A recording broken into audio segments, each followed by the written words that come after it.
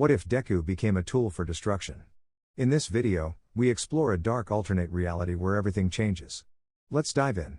The sound of the rain against the apartment window was the only thing that could be heard that night. Time was running out to carry out their mission, and their mysterious partner did not seem like he was going to arrive, which increased the nerves of the two people who had the job. "It's almost midnight," a woman commented irritatedly. "Why do we have to do this? It's something easy just to go in and out," said a man smoking carefree.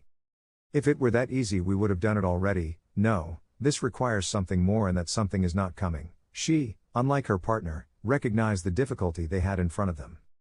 Yes, he sat down on a dusty chair to wait while looking out the window. "I can handle anyone who stands in front of me," he said with some arrogance, since until then he had never heard the word loss. "You really should." His words were cut off when the main door of the apartment opened, revealing two people, one quite tall and the other almost as big as the woman, which was saying very little. "Wow, to have such a big reputation, they sure like to make their clients wait," the biggest of the duo said angrily.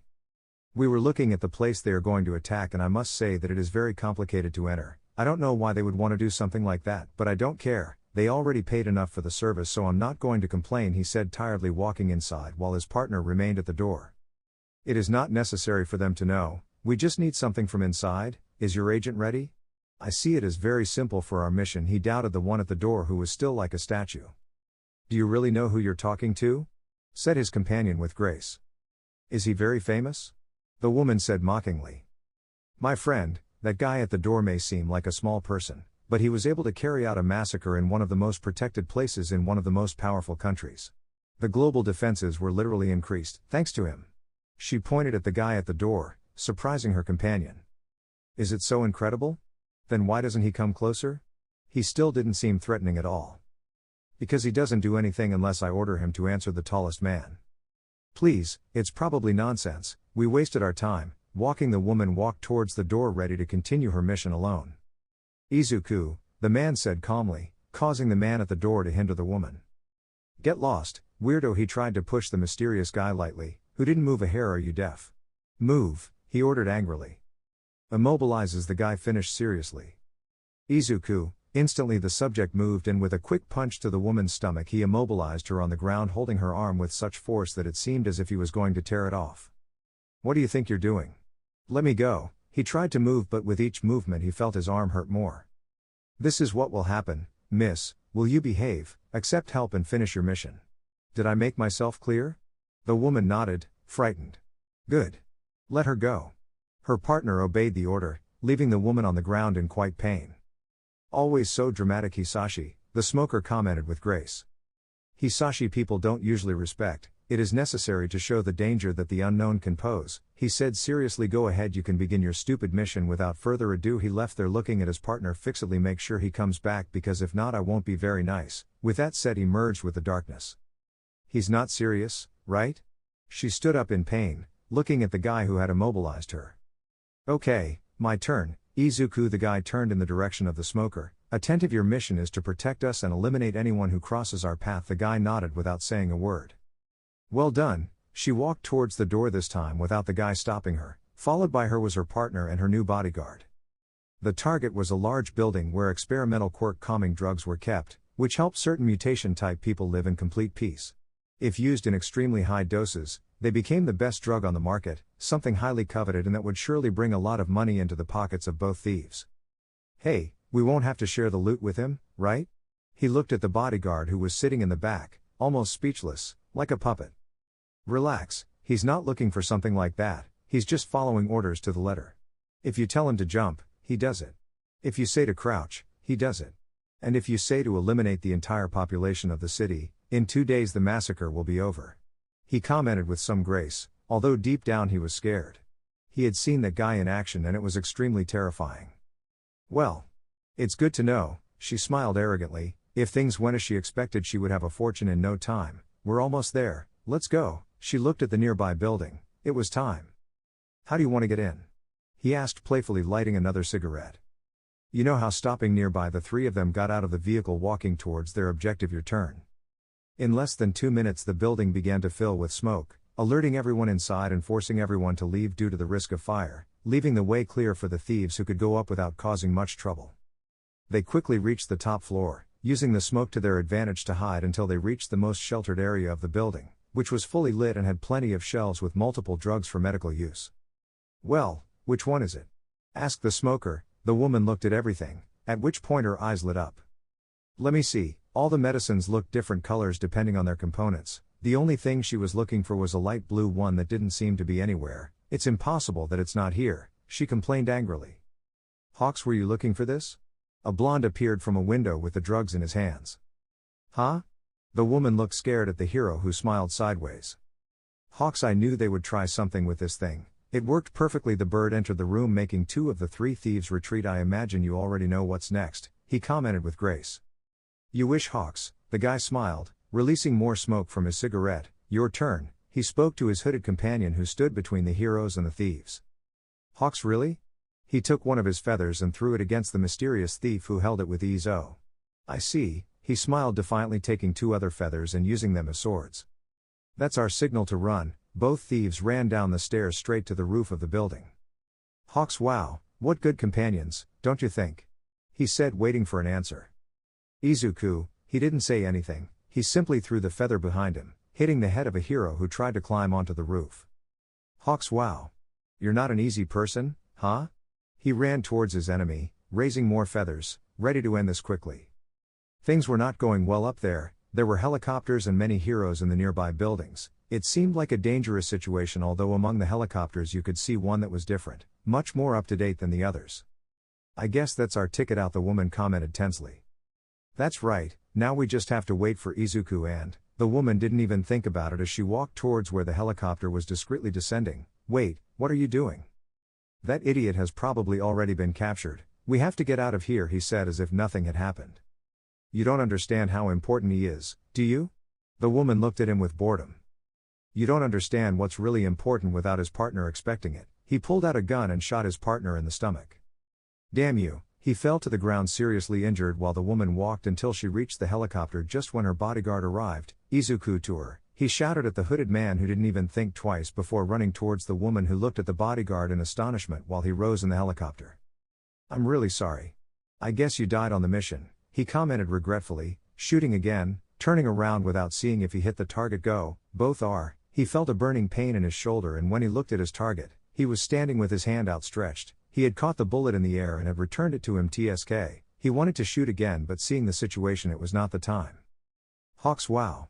That's bad for you." The bird rose, badly wounded, almost without plumage and quite beaten up, not counting the multiple cuts he had all over his body. "You're under arrest," he commented to the guy who got ready to continue fighting to the death. All Might had appeared at the police station, quite curious about what he had heard from his very good detective friend. It sounded unreal what they had discovered on that mission with Hawks. They were expecting some pretty dangerous guys, but what happened was hard to believe. Toshinori Tsukuchi looked at his friend with great joy, although he looked quite tense. "It's been a while." "Tsukuchi, it's been a few months." Toshinori smiled at his friend even though he felt extremely sore. "Toshinori, what happened to you?" His friend writhed in pain, sitting down for a moment. "Tsukuchi, last night's mission didn't go as well as we expected." The blonde felt tense. "We managed to capture one and another died on the way to the hospital. We don't have much to work with." "Toshinori, haven't you managed to get the person you captured to talk?" His friend shook his head, feeling a little better. "Tsukuchi, we haven't been able to get him to tell us anything, no matter how much we threaten him, interrogate him or try to make deals. We haven't made any progress." The number one now understood why they were calling him. "Toshinori, where do they have him?" His friend stood up, guiding the hero towards a rather distant interrogation room. "How dangerous is he?" "Tsukuchi, enough. Not only did he leave Hawks in the hospital, most of his agency is in critical condition, and not to mention my men." His friend was quite surprised, fearing the worst of this villain. "I just want you to look out the window." Pressing a button revealed the mysterious villain. "Toshinori, it's a child." He spoke with fear. In front of him was a boy of no more than 15 years old. His disheveled and green hair did not let him see his face well since he was unconscious. He was very well tied up. He seemed to be the worst criminal ever captured. "Tsukuchi, well, that kid spent 6 hours fighting non-stop against professionals, firearms and the number 3 hero. He managed to destroy a building almost in its entirety and destroyed about 7 police patrols, and that was only the first 2 hours, he said with irritation. "Toshinori, how did they manage to stop him?" His friend let out a sigh, quite tired of everything that had happened. "Tsukuchi, at first we thought we could make him retreat with tear gas, but even with his eyes red and unable to see, he could still face us. Then we thought of sleeping pills, but they also failed. Only when midnight came was he able to sleep, immune to everything except pheromones. He looked at the boy who barely showed any signs of being alive. Toshinori, what kind of quirk does he have to be able to fight like that? He asked scared. There were few who could do such feats. Tsukuchi, that's the best part. When a doctor came to check him, we realized that he has an extra joint in his fingers. The blonde turned to his friend in disbelief of what his partner was saying. Toshinori, it's impossible to be quirkless, he commented incredulously. Tsukuchi, we checked it 6 times, you're not the only one who thinks it's unlikely, but here he is, a quirkless with combat capabilities that equal the top 3 heroes of Japan. I don't know what the boy has been through, but whatever happened made him a beast, he commented seriously. Toshinori, even if you say so, he knew well the limitations of the quirkless, it sounds impossible. Tsukuchi, see for yourself, extended his phone to his friend, who did not hesitate to take it, looking at what happened. We need reinforcements, he shouted in fear, while behind him he saw how multiple heroes looked completely terrified, looking at something that was not visible. What is this? It's just one person, said an officer, shooting at whatever was there. Calm down, he's probably about to fall, a hero smiled before a bullet hit him and he fell to the ground. Ah, the cameraman stepped back in fear, watching everyone around him fall. What the hell is going on? Something sounded, drawing his attention in all that chaos, huh? The boy emerged from the chaos with a serious look. What the hell are you? He couldn't go any further back, he was so scared. He didn't speak, he simply jumped to continue eliminating everything. Toshinori, he looked at the green-haired boy behind the glass with fear. Tsukuchi, I think he's waking up, he said, somewhat dazed. Tsukuchi, eh? He looked at the boy who was moving slowly. I need All Might. His friend nodded, running to another side while the detective went for a couple of officers. They had to get back to the questions. In a matter of minutes the place was fully prepared for the green-haired boy's awakening. Several well-armed officers arrived while Tsukuchi entered to look at the boy, who seemed totally calm, looking at the ground. Tsukuchi, here we are again, boy, he said seriously to the green-haired boy, who remained silent. Are you ready to talk now? Izuku raised his head, looking seriously at the detective, and then looked back at the ground. Tsukuchi, well, without further ado he made a sign outside, letting the blonde number 1 in. Since you don't want to say anything, what do you think if I introduce you to someone who can make you talk? The green-haired boy looked up again, paralyzed when he saw All Might. Well, I see that you understand. All Might, it's time for you to tell us things. Young man, who were your companions? What exactly happened? The boy seemed paralyzed. He answers, he ordered seriously. Izuku, grr, a low growl that surprised both friends. The boy had remembered something important. Hisashi, always remember Izuku, they are the main target. Regardless of your mission they must die. He showed 2 photos, a smiling blonde and a burning redhead. The one on fire in particular is the one who deserves it the most. Tsukuchi, are you okay? He asked calmly to the green-haired boy, who clenched his fists furiously. Izuku roar, he screamed angrily, trying to free himself from his bonds quite violently. All Might, it would be best if you calm down, young man, you won't be able to. In front of both of them, the green-haired boy dislocated his right shoulder against the ties on his arm. He slowly pulled out the broken arm with the help of his other ties and then, with a precise blow against the table, put it back in place. Wah! He couldn't even speak when the green-haired boy reached for his hand, grabbing him tightly and dragging him towards him. Tsukuchi, All Might, the blonde reacted by pushing the green-haired boy against the wall with enough force to knock him unconscious and break everything that was holding the boy back. All Might, what was that? He asked, stunned like his friend. Tsukuchi, I would like to say that I know, but I would be lying. He looked at the boy sleeping on the floor and then at his friend. I don't know what's wrong with him, but it's clear that he hates you a lot. All Might, like most villains in Japan, he commented tensely.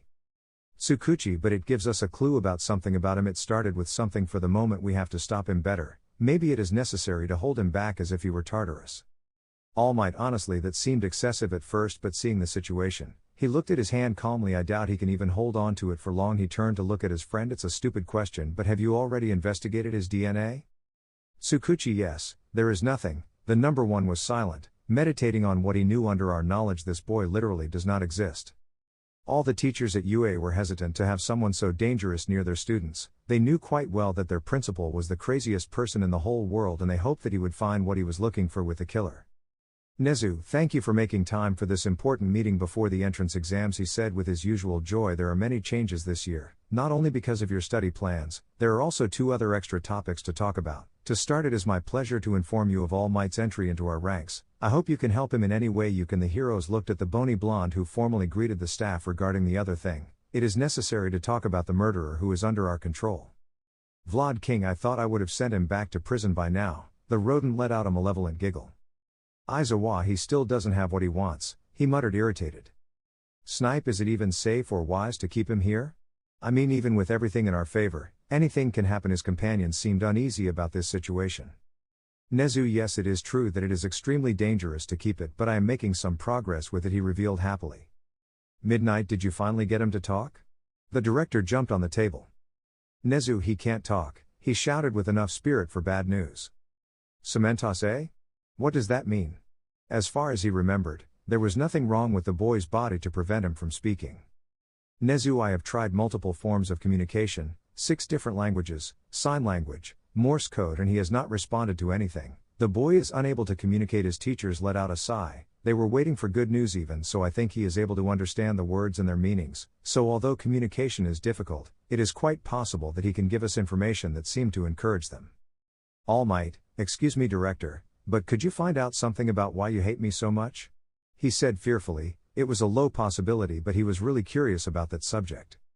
Nezu, I still don't have it fully studied, but you are the only one with whom the boy has reacted very violently. In front of all the other people he has acted in a peaceful and even curious way that raised a couple of eyebrows. That is why I want to see how he relates to other environments, so every day it is necessary that someone other than All Might be with him for at least an hour and monitor his progress. Power loader, isn't it dangerous to go alone? The director denied, although it can break free from its moorings. Snipe, do you really think it's possible to get out of his iron shell? The inventor nodded. Power loader, the guy moves around too much on sporadic occasions and my bindings suffer when he does. His power cells drain much faster than I initially anticipated. Nezu, don't worry, I have everything calculated. Now let's move on to the next thing, the entrance exam. He smiled as if nothing had happened while his teachers sighed in stress. The first round to take care of the child was Aizawa's turn. Considering that his companions were quite reluctant and tense with the murderer, he did what the others did not want and was now watching the boy sleep uncomfortably in the chair that held him. Aizawa, to be so dangerous, you sure sleep, he muttered to himself watching the boy drool. Izuku, the freckled boy, woke up and stretched as best he could and then looked at the black-haired boy. He tilted his head, something curious about the man. Aizawa, what's wrong? The green-haired boy yawned to try to go back to sleep. It's been a long time since he slept so much. What are you? A cat? He muttered, somewhat irritated by the boy's behavior. Izuku wrinkled his nose before sneezing like a cat. Aizawa, well, this is starting to get weird. Without further ado, the green-haired boy fell asleep again. Looking at it another way, it's nice to have someone captured who doesn't talk like an idiot and thinks he can get out. He finally had some peace. Izuku let out a small burp to continue sleeping peacefully. Aizawa, and now he's ruined. Letting out a sigh, he stood up and to kill time began to inspect the boy more closely. They had already done it, of course, but an extra search wouldn't hurt anyone. Wow, that's starting to hurt. The ties were damaging the boy. His arms were red. Among the red there was something strange on his skin. That's it. He came closer to examine better. Yes, definitely. The boy's training had left him with barely visible wounds. Interesting. The next to be the guardian was Midnight, who nothing but admired the boy and delighted in seeing him look at everything as if he were a smaller child than he was. When he was awake he simply admired things and found it extremely adorable that he did so. Izuku, looked at the brunette who was slowly approaching without any malice. He could not feel hostility from the woman. Midnight, calm down. I just want to see something. She lifted the boy's chin, looking at his face. Yes, they are rhombuses. She touched his nose playfully, making the green-haired boy grimace. You don't seem so dangerous up close. Izuku analyzed the woman in detail and then turned his head, refusing to look at her. Midnight, I think there's more to you than meets the eye. The way the boy behaved was too strange. Maybe so, it sounded crazy, but I was going to tell the director about it. It didn't take even a day and the principal had already agreed to Midnight's idea, making certain adjustments, so the teachers were in the forest area they used for their rescue classes, along with the boy who was asleep and being held down by Aizawa's bandages, preventing him from moving much. It wasn't a great idea to let him free, but if they were in certain conditions they could give the boy a false freedom, to see how he acted, and the slightest sign of wanting to escape would make him fall asleep by midnight. They had him well covered. 13 He's waking up, he pointed at the green-haired boy who was moving around in his bandages, stretching himself out completely.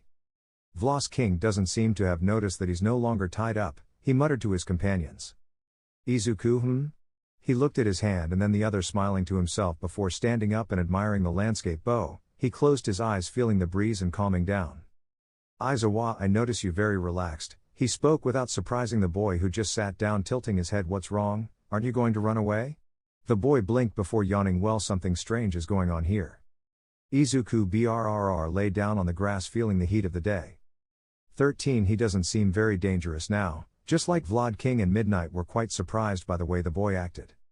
Aizawa, if we hadn't seen the video of the massacre he committed, it would be impossible to believe that the boy was the same killing machine. The boy was acting more like an animal that finally knows freedom than like a villain and a murderer. Midnight, I'm melting with cuteness. The boy seemed very adorable to her. Aizawa, well, I think we should do more tests with him. He nodded towards his black-haired companion, who regretfully put the green-haired boy to sleep, who for the first time had a small smile on his face. I swear I didn't. The woman received a blow to the stomach that made her vomit. Hisashi, I think I was too clear about Izuku having to come back. He spoke angrily to the woman, who looked at him completely in panic. But the drug, the man released a flame that grazed her cheek. Hisashi, I care very little about what that drug does or what it might cost. Izuku is much more valuable than any money you can offer me. The woman backed away as much as she could towards the wall. I'm sorry, she repeated with fear. Hisashi, feeling it won't bring it back, he said, irritated. Hit me either, he tried to reason in his fear. Hisashi, you may be right about that, but he released a little fire. It will calm me down to make you suffer. He smiled as he approached the woman. Mercy, she said, terrified. Generally, something like a murderer of such magnitude was not to his liking. They always turned out to be quite simple for his training. If it was not that they had some mental problem, it was some problem when they were children that from his point of view were very easy to solve. He did not have much to say on the subject until more points of interest arose. They mentioned the fact that he was quirkless, which he wasn't really interested in, and specifically his reaction and apparent lack of speech, which was not due to damage to his throat or vocal cords, and with that they convinced him to help completely and not just be a mere income earner. In front of Director Nezu was a true enigma in the form of a green-haired boy without the ability to gesticulate a word. He asked for his immediate transfer to a much more comfortable place to talk than an interrogation room with gray tones and sadness that break down any weak-hearted villain, and brought him to a well-controlled point within his facilities. Aizawa, I don't think this is a good idea. He looked at the green-haired boy, who was restrained by a system with metal plates that supported him. Well, his madness is going too far, he commented to the director, who smiled quite creepily. Nezu, aren't you curious to know more about the boy? What led him to be the killing machine he is today? Who was he trained by? Do his parents have anything to do with it? Does he even have parents? The black-haired man let out a frustrated sigh. It was impossible to make the director see reason. We don't even know his name, his aspirations, nothing. The only thing we have is his incredible skill in combat, and that already makes him a very valuable asset to study. Midnight, aren't you projecting yourself a little on the boy, Director Nezu? The woman commented with some fear. I mean, the boy appeared as mysteriously as you. Nezu, it's a little likely that yes, and that only makes me more interested, he revealed with animation. Now it's time for me to wake up. With a jump he reached the green-haired boy's legs that were also held by metal devices. Hello? He touched the boy's cheek, annoying him a little. Time to wake up, he bothered the boy again, who moved a little. Izuku mmh, he slowly opened his eyes, looking at the rather bored chimera. Nezu, hello. I don't know if you understand me, but... Before continuing, he jumped to the side, avoiding being bitten by the boy. Hey, that's rude. The green-haired boy looked at the talking rat and tried to eat again. Wow, he jumped out of his reach, leaving the green-haired boy sighing in sadness. Midnight, this is going to end very badly, she murmured in disbelief. Nezu, I need lunch. Rushed to do something for the boy while I continue to decipher what is happening around him. He smiled, looking at the green-haired boy, who only looked at him as if he were food. Midnight, Principal, we are about to start a new school year. I don't think it's a good idea to have someone so dangerous here. The rodent approached the boy, thinking about what he would do. Nezu, as long as we have your quirk at our disposal, I highly doubt anything bad will happen. Besides, I can adjust the defense system to protect us if necessary, and even do something extra if that doesn't end up working. He was too excited to solve this to care about other things. Aizawa, well, we lost him, he sighed as he left.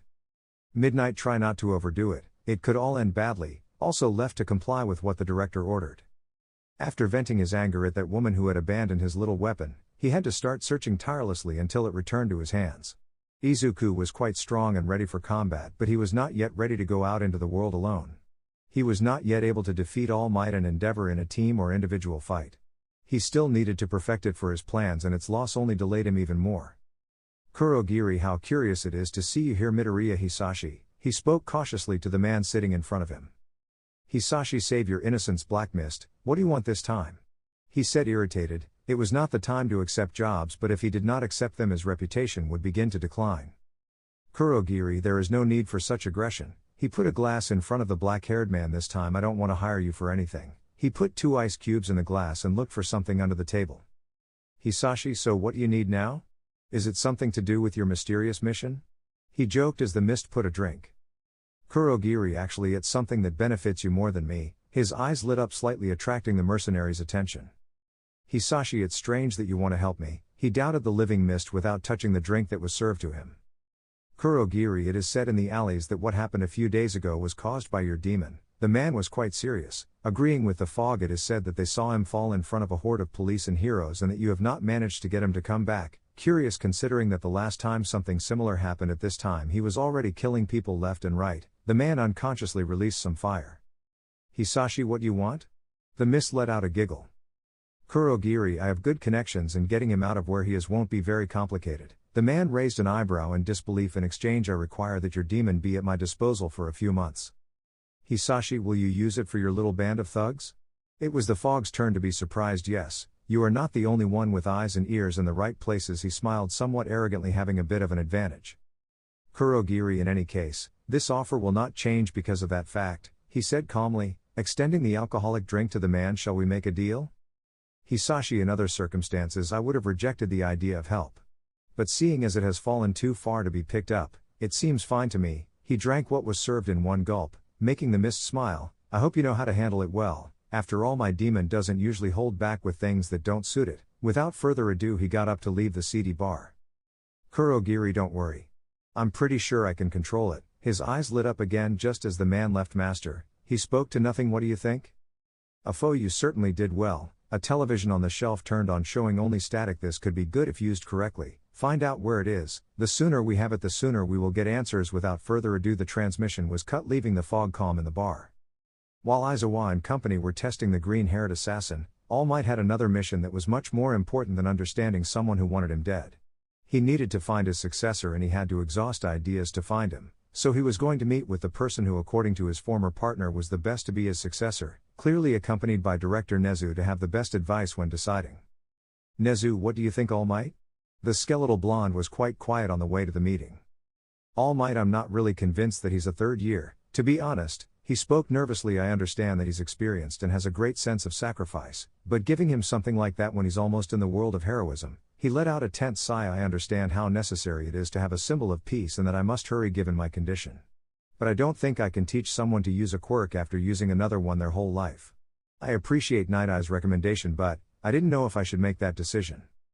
Nezu, let's go step by step, shall we? The mouse recommended, receiving a thumbs up from the number one to start. We have to establish your stay as a hero, not just as number one and a symbol. Being a hero with such responsibility as one for all is an overwhelming burden, so to choose the correct successor you must take into account that you would be taking him on a path of utmost sacrifice and not just the common one for a hero. It must be someone who must withstand the maximum pressure almost without fainting, like you in that aspect. All Might, that would be an excessively heavy burden, the mouse nodded. Nezu, and it is one that your successor must accept with honor and pride, someone who is not afraid of the challenge and giving everything, even his life if it is to help others. The blonde nodded. Next you must think about his body. Passing the one for all also puts a physical burden on the individual. You know that best. If it is not a suitable vessel, there is a possibility that it will break. All Might, I know that perfectly well. If he doesn't have the minimum amount of strength, his limbs could explode from using one for all. They had told him that too much since he acquired his quirk. Nezu, well, that would be almost the main thing. How close you are with your apprentice also comes into play. If you do not achieve a level of understanding, rest assured that you will never be a good mentor. The blonde nodded, somewhat tense with it. You can establish who would be perfect to receive your quirk. All Might, I understand. It sounded complicated, but he had faith in achieving it. How I wish Gran Torino was here, he murmured, somewhat discouraged. A little more guidance would be good for him. Nezu, do you think I would tell you something in this situation? He said mockingly, making the blonde tense up. All Might, surely not. Knowing his mentor, it was certain that he would make him do things to fail just so that Toshinori could get ahead on his own. With their minds completely in a mess, the director and the number one in his skeleton form arrived at the place where they would meet with the aspiring hero Mirio Tagada, and surprisingly he was not alone. Next to him were his two companions known as the Big Three of UA. Nezu, young Tagada, I thought I said to come alone. The cartoonish blonde smiled tensely. Mirio, I'm very sorry, director. They insisted on accompanying me. His best friend lowered his gaze, nervous of the possible punishment they could give him, while his blue-haired friend giggled. I'm sorry if it's a bother. All Might, you are very young. He hurried to speak, knowing that the director was going to impose himself on the young people, but we sincerely hope to be able to talk alone. Mirio, oh, I understand. He looked at his friends without knowing how to say it. Nay, hire a Majiki-kun, come with me for something to eat. She took the blue-haired boy by the arm, dragging him with her. Tamaki, but we just ate. The blue-haired girl puffed out her cheeks angrily. Okay, she let out a sigh, following her friend as they left the blonde alone with the director and the skin and bones man. Nezu, I'm sorry to bother you so close to your third-year entrance, but this good man needed to meet you. Both blondes shook hands. Mirio, nice to meet you, smiled happily as number one analyzed the boy. All Might, it's a pleasure to meet you, young Tagata. I am a representative of All Might and I come on the recommendation of Director Nezu. The student looked at him surprised. Mirio, All Might needs something from me? I'd be glad to help him. The older blonde smiled. I know sir will go crazy if I tell him. All Might, for now let's leave Night Eye out of this, okay? He also has some blame for you being here. He also recommended you. The blonde was now about to fly off the ground. Mirio, incredible. How can I help, All Might? The blonde sighed, not at all prepared for this. All Might, both Sir Naitai and Director Nezu see a very bright future in you and your achievements since you entered UA. Support that belief. The blonde smiled proudly. This is a unique offer, young Tagata. All Might wants you to be his successor. Mirio, his successor? How to be the next symbol of peace? The blonde nodded seriously, leaving the student quite surprised. Wow. That's it. Wow, the news caught him completely off guard. All Might, I know it's a complicated decision and it's not easy to answer. Even All Might has doubts about taking away what you have for this choice. The student needed to sit down and think about this well. That's why he told me that whatever happens he would support you in one way or another to achieve your goals regardless of what you decide, young Tagata. Mirio, I think I have to think about it. The director and the hero looked at each other calmly, understanding the reaction. All Might, take your time. You don't need to answer immediately. The student nodded, somewhat stunned. Her friends meanwhile had gotten lost in the UA facilities. As much as Nehire wanted to find out what they were chatting about with the cartoon blonde, Tamaki dragged her all over the campus, preventing the girl from even thinking about eavesdropping on her friend. Nehire, look at that Imajiki-kun. He pointed to a perfectly maintained building in the fake city. They rebuilt it after Kawi-chan melted it. How did they do it so fast? It was a little while ago. His friend sighed tiredly. He wanted to sleep. Tamaki, Cementos sensei is here. Surely it wasn't that bad. Her friend smiled excitedly as she continued with the tour. Nehire, so the huge fountain in the center was also rebuilt? It was made of steel and sensei can't do that. Without further ado she ran without knowing what was happening in the place. Midnight, careful. Both students turned to see where it came from just when a green stain fell on the blue-haired girl with force. Nehire, whoa. Suddenly the teachers appeared, scaring Tamaki a little. Midnight, I'm sorry. Are you okay, Nehire-chan? The teacher looked at her student, who looked stunned at what threw her. Nehire, eh? She looked at the green-haired boy who was sleeping very comfortably on top of her, quite confused, eh? Midnight, I'm sorry, Nehire-chan. It's faster than we expected. The teacher smiled at her student, who looked embarrassed. Nehire Day. Don't worry, Midnight Sensei, it's nothing, she said, somewhat red in embarrassment. Tamaki, who is he? He pointed to the boy who was sleeping peacefully on the floor. Aizawa, it's confidential, the teacher replied, putting the boy between his bandages. Nehire, is he a new student? Why is Aizawa Sensei tying him up? What's going on? The teacher caressed her hair tenderly. Midnight, I would like to clarify your doubts, but this is very secret and in reality we should not even be here. With a smile she approached her black-haired companion and helped them take the boy away. Nezu, actually, the teachers tensed upon hearing the cat's voice. Vlad King, director, the bear accompanied by the skeletal All Might and Mirio arrived, listening to the commotion that the green-haired man left in his wake. Nezu, I never thought Aizawa would be able to let go of our guest so easily. The black-haired man shrugged his shoulders without interest. Aizawa, we were able to clarify some facts, the director smiled animatedly. Nezu, oh, in that case I would like to know, approached the sleeping green-haired boy, quite excited. Nehire, Mirio, do you know what's going on? She approached her friend, who looked quite distracted. Mirio? Mirio, eh? What? Sorry, I'm a little silly today, he smiled tensely, scaring his friends a little. Tamaki, are you really okay? The blonde nodded. All Might, director Nezu thinks it is wise to talk with them present? He whispered to the cat, who looked at the three big ones. Nezu, if they were other students I would have already sent them home, but you forget something, and that is that they are the best we have. He jumped on the sleeping green-haired boy and turned to his students, young Tagata, young Imajiki and young Hato. What I am going to say is of utmost care. If you talk about what has been seen or will be said next, I will have no choice but to expel you from the UA and lock you up in a prison, okay? The students looked at each other confused. Mirio count on us director spoke for the three of them without taking into account his frightened best friend. Tamaki well. I don't know if, the blue-haired girl elbowed him, preventing him from speaking. Nay higher we are ready to listen, he said happily ignoring his injured friend. Peace was something quite strange to Izuku who didn't even remember when was the last time he could sit down to sleep without something harming him either physically or mentally. The only thing he had heard all his life were ways to kill everything that crossed his path.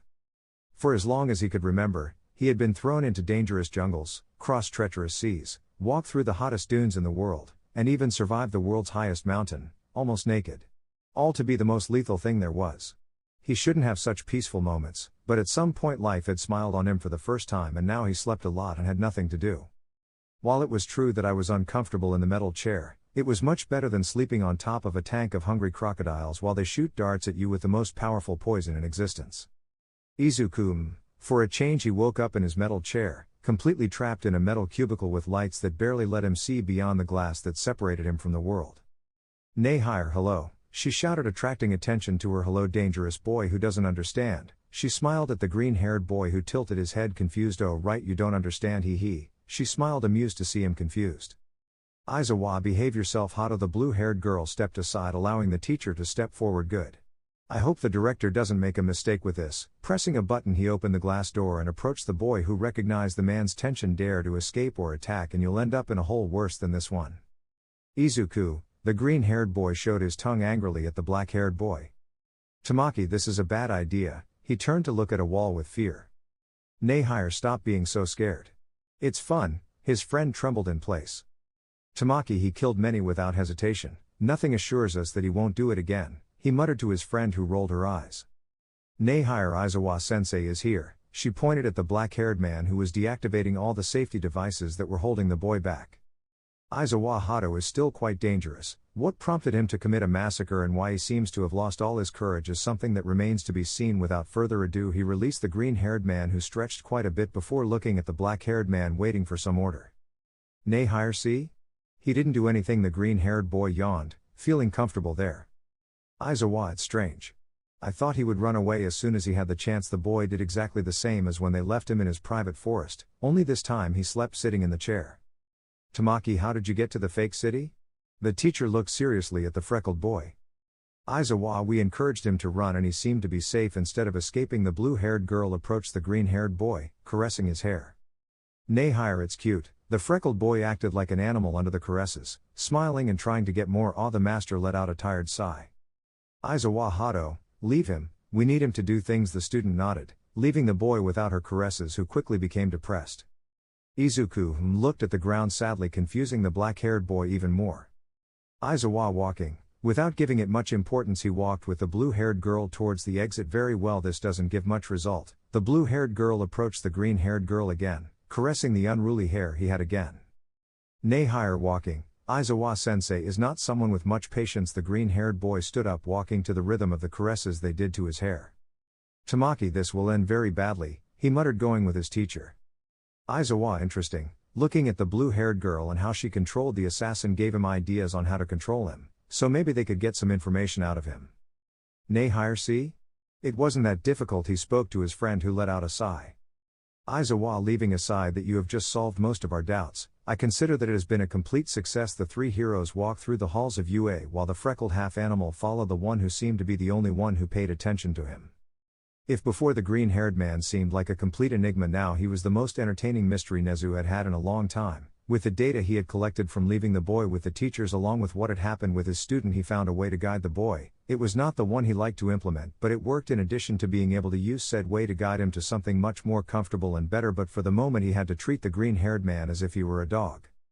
It was not nice to denigrate a person like this but it was the only thing the boy responded to. During the next few days what they did was test the boy. They tried with simple commands but for the moment he did not respond unless they had something of interest to the freckled boy, mainly food.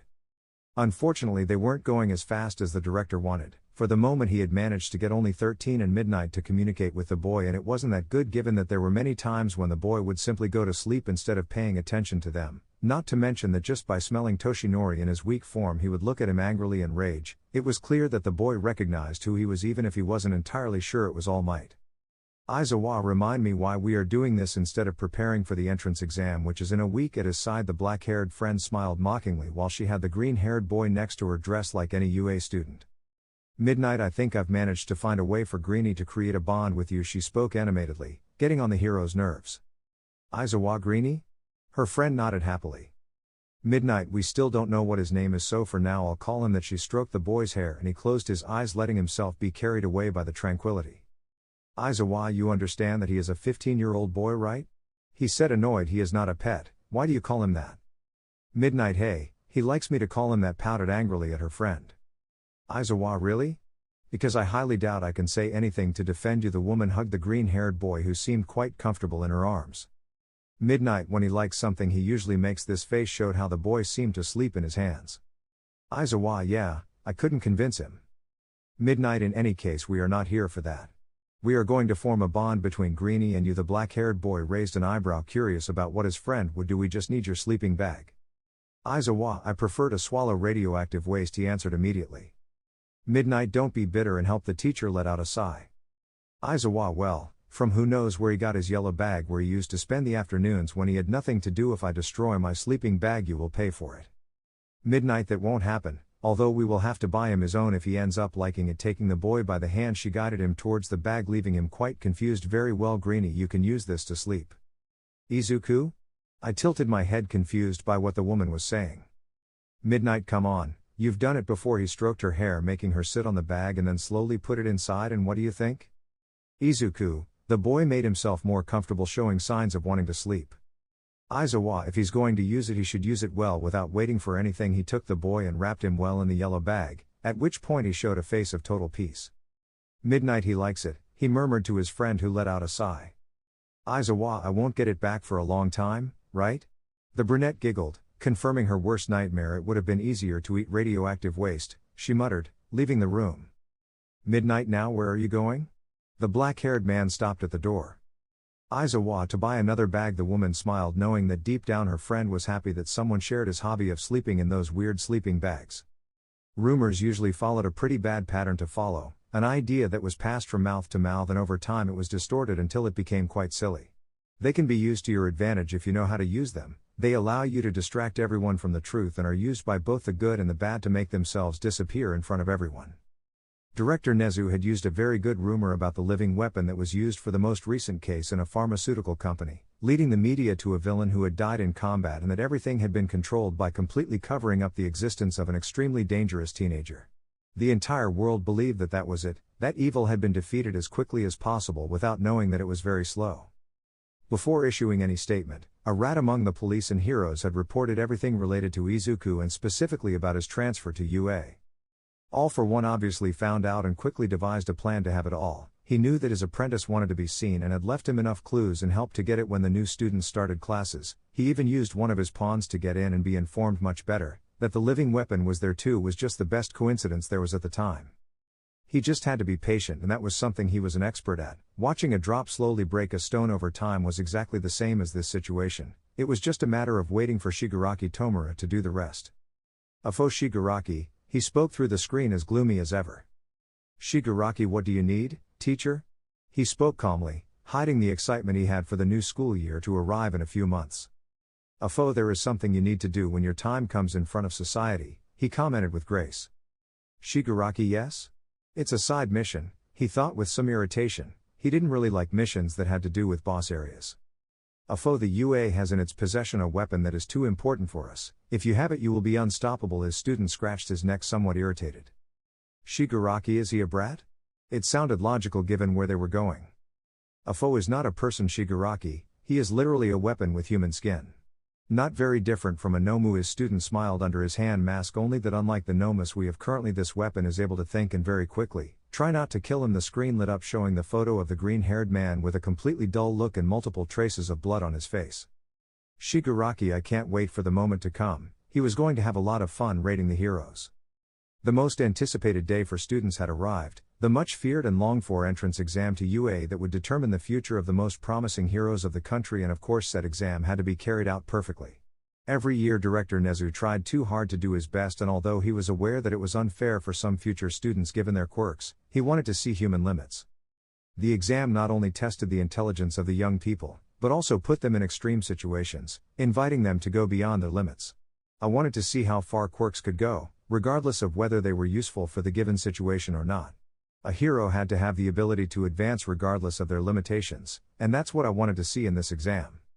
He had everything prepared, and the only thing he needed to finish everything was his teachers evaluating everything that was done in the second part, and unfortunately one of them was missing. "Midnight Greenie," she shouted, walking through the halls looking for the freckled boy who was hiding somewhere in the facilities. "Where did he go?" she muttered somewhat nervously. Izuku-ba, the green-haired boy, appeared from a classroom with a bag of food in his hands. "Midnight, oh," she smiled at the boy who seemed quite tense. "So you hid because you stole food, huh?" The boy looked down embarrassed. "Oh, I can't be mad at you." He hugged the freckled boy who closed his eyes, comfortable being in the woman's arms. "Come on, the director wants us to go together." Izuku nodded, being led by the hand by the woman into a rather dark room.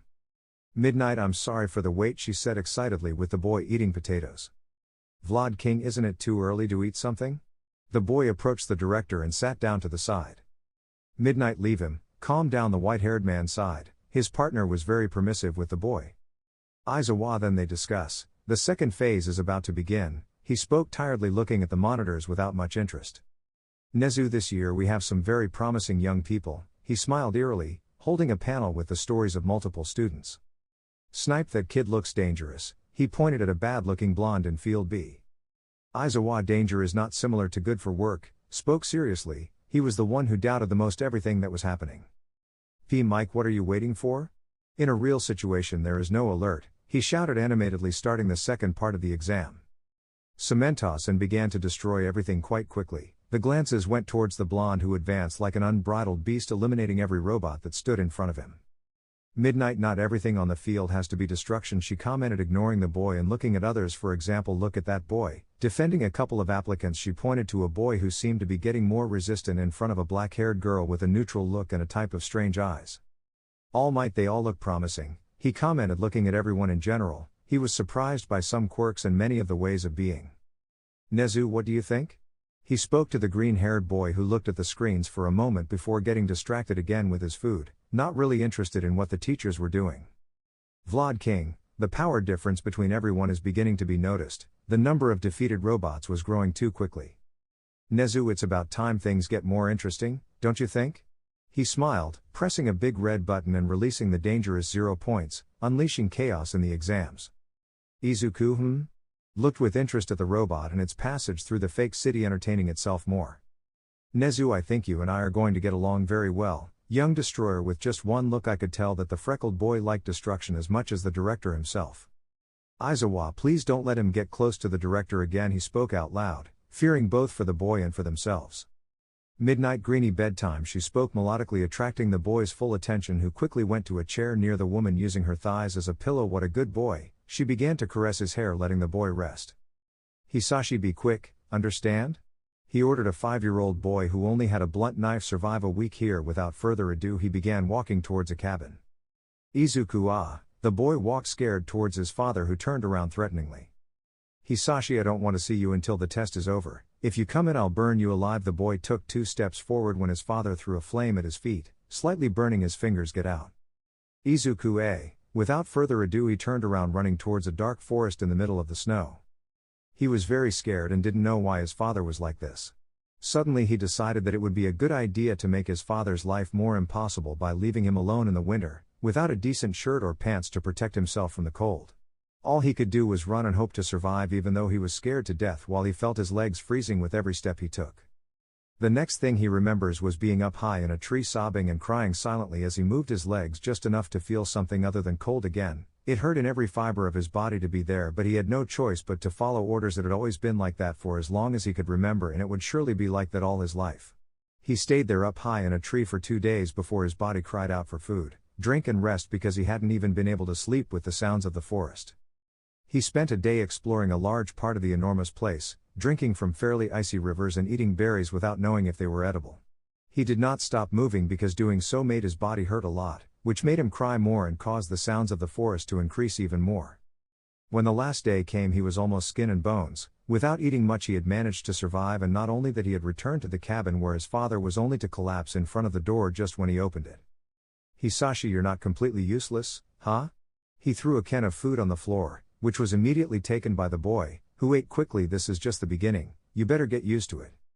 Sleeping peacefully on Midnight's thighs, the green-haired boy unconsciously shed a few tears remembering the first time he suffered so much because of food. He even moved a little as if he were defending himself from something. Aizawa, hey Midnight, the woman looked at her partner somewhat tensely. Don't you think that? Midnight, he looks like a scared child. She caressed the boy's unruly hair a little more, who with a sad look stopped moving. Calm down. I'm here, she whispered calmly, trying to relax the boy. Nothing will happen to you. She smiled, a little sad to see him like that. The first day of school was always the most important, especially for Bakugo, who was one step closer to his long-awaited dream of surpassing the unbeatable. That's why he would do everything in his power to show how serious he was about all that, so he prepared very conscientiously for UA and even arrived as early as possible, not because he was nervous. Never ever would someone as strong and powerful as him ever feel something similar to nerves, even if he was in front of All Might himself. Unfortunately, he got lost in the UA facilities. His pride didn't allow him to ask for help, so for 5 minutes he wandered around the entire building until he reached his classroom, which wasn't that far from the main stairs. Katsuki, someone is seriously bad at making maps, he muttered, irritated before entering the room. What the hell, he almost shouted, looking at how he wasn't the first to arrive. There was a green-haired boy sleeping in a strange yellow bag. Izuku, opened his eyes, looked at the blonde without interest and went back to sleep peacefully. Katsuki, whatever, he let out a sigh and entered the class, sitting right in the front, sitting however he wanted on his desk. Izuku BFFF, the green-haired boy glared at him, clearly disagreeing with what the blonde was doing. Katsuki, what? Do you have any? He was going to start an argument as if he were in his old school, but the words stuck in his throat when he felt an intense pressure that he couldn't register where it came from. TSK. Whatever, he closed his eyes trying to forget that feeling. Izuku PFFF showed his tongue before going back to sleep, a little more annoyed. The minutes began to pass and his classmates began to arrive, surprised to see the caterpillar boy asleep where his teacher was supposed to be. The vast majority ignored him, mainly because he wasn't doing anything wrong and they could understand that the boy's quirk making him sleepy or something wasn't the strangest thing in the world. Ida, what's going on here? He shouted, offended by what he saw, a student using the teacher's place to sleep and another using a table to put his feet up. Hey, go to your seat, that place is not for students, he scolded the green-haired boy who ignored him, comfortable in his spot. And you, he pointed at the blonde who seemed indifferent to everything, you should have more respect for those who came before us. Katsuki, you're one of those elites, huh? He smiled wildly, getting up from his seat. I'll enjoy destroying you. Ida, destroy me? He said, scared. And you want to be a hero? He took 2 steps back, not knowing how to react to this guy. Ochako, this, a somewhat embarrassed brunette girl, entered the class. Is this class 1A? I got lost looking for it. He, the guy who was scolding the blonde, turned to the girl in a rather mechanical way. Ida, you are right, nice to meet you, Ida Tenya. Please serve you. The girl smiled tensely at the robotic movements of her partner. Ochako Uraka Ochako. Nice to meet you. She smiled nervously at such an intense guy. Aizawa, if you are going to socialize, it is best that you go somewhere else. He sounded tired next to the girl, who jumped in fear looking at the black-haired man. Ochako Kia, the black-haired boy came out of the sleeping bag just like the green-haired boy drinking a juice. Ida, a vagabond? How did he get here? He got past the inefficient security system. The black-haired man let out a sigh, knowing how difficult this year would be. Aizawa, I am your teacher in charge. Aizawa Shoto, the robotic blue-haired boy, stood still in his place. Go out to the courtyard and put this on. He took out his gym uniform from his bandages, leaving everyone surprised. So, the words stayed behind when they saw the green-haired boy sleeping peacefully in his chair. What are you supposed to do here? Izuku, the boy ignored him, continuing to sleep. Aizawa, aren't you going to answer? The boy shook his head comfortably. Aizawa, well, maybe Midnight would like to know where you're sleeping. He turned around to leave when he felt someone grab his shirt. Are you going to explain to me now? Izuku, tilted his head in shame, making the black-haired boy sigh. Ochako, what's going on here? She muttered, somewhat stunned and confused like her companions. Aizawa, don't worry and go to the courtyard. The students began to leave, although the green-haired boy didn't move. Ida, walking, spoke to the freckled boy who held the teacher a little tighter. Let the teacher walk. He was going to put a hand on the guy's shoulder when he was stopped by the black-haired boy. Aizawa, I'll take care of him, okay? He said seriously, scaring his student a little. Ida, yes, sensei. Without further ado, he left behind his companions, leaving the hero and the assassin. Aizawa, why did you hide here to sleep? You're usually with Midnight unless 13 takes you to USJ. The boy hugged the black-haired boy who sighed. You knew this was going to be my class, right? Izuku, The green-haired boy nodded, hugging the black-haired boy a little tighter. Aizawa, I see. There's no need for you to be here, I'm not nervous or anything like that, it's not something I haven't done before. He stroked the boy's hair, who closed his eyes, embarrassed to burst in where he wasn't called even so. Thanks for worrying. Izuku, the freckled boy smiled, pointing at the black-haired boy and then at himself. Aizawa, what's wrong? The boy smiled even more. Izuku Migo, he said happily, leaving the teacher more confused. Migo, his emotion was strange. Aizawa, you mean friend? The freckled boy nodded happily, making the black-haired boy shake his head. Come on, you'll be with me today, okay? Izuku sh, he nodded, following the black-haired boy to the courtyard. Aoyama Yuga let out a sigh after leaving the locker room. Seeing the green-haired boy scared him too much. He thought that UA would have someone that dangerous locked away deep within the facilities instead of being free to go anywhere. At any moment, that boy could go crazy and eliminate everyone. He was assigned 2 missions by his uncle to report on the events that his class was having and of course to keep an eye on Izuku. At first he had no idea what he was referring to, he thought it was a pseudonym of some other informant he had that somehow he didn't have complete control over. Then they sent him a video of who he was dealing with and his perception totally changed. They showed him the limits of humanity in extreme situations. He didn't know in which country it was recorded and he honestly didn't want to find out. What they showed him wasn't human, and being told that he had to take him to the villains only made him more afraid, no matter how much they told him how to control him. Kirishima, are you okay? The French blonde reacted, looking at the redhead. Aoyama, completely, tried to be as bright as always, leaving there towards the courtyard, trying to relax even though it was impossible. Aizawa, very well. What they will do are tests to determine their stay at the UA. Pressed a button showing a table, although all his students seemed quite distracted. Mina, this. Sensei, she spoke nervously about how the black-haired boy would react. Aizawa, yes? His pink-haired student smiled tensely. Mina, why is that boy there? She pointed at the green-haired boy who was drinking a juice sitting near the decorative bushes. Ida, yes. He should be here with us, what's wrong with him? He was about to go when he was interrupted by his teacher. Sensei? Aizawa, he is too special a case and he is not really a student, so ignore him, okay? He said seriously, scaring the one with glasses. Ida N. Understood, Sensei. The black-haired man let out a sigh, returning with his explanation. Aizawa, as I was saying, he showed a table of the students' names on the screen again. The tests will determine their abilities and strength to make their training more optimal. Ochako, this. Excuse me, Sensei, what about the opening ceremony? The teacher let out a sigh.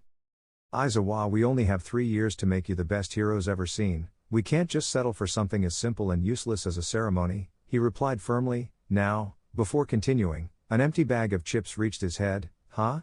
He looked at the green-haired boy who stuck out his tongue indignantly. You're really lively today, huh?